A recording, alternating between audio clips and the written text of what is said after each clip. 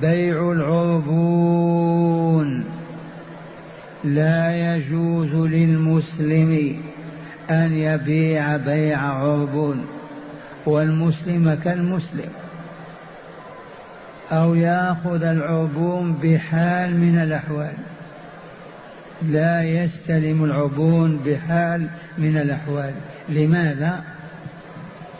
لما روي عنه صلى الله عليه وسلم أنه قال أو أنه نهى عن بيع العربون.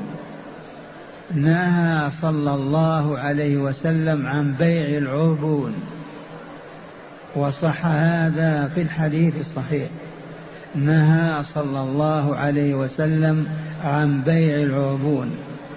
قال مالك في موطئه رحمه الله في بيان العربون: ما هو؟ هو أن يشتري الرجل الشيء أو يكتري الدابة أو السيارة، ثم يقول: أعطيتك دينارا على أني إن تركت السلعة أو الكراء فما أعطيتك لك.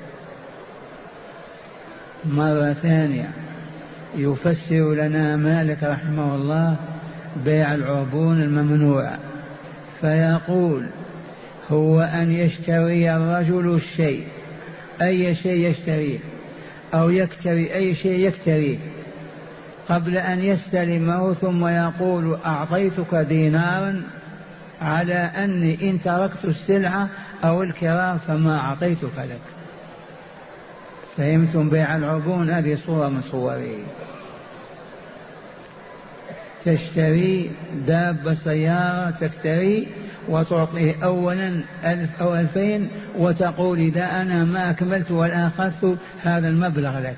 لا يجوز أخذه له وحرام عليه. مقابل ماذا؟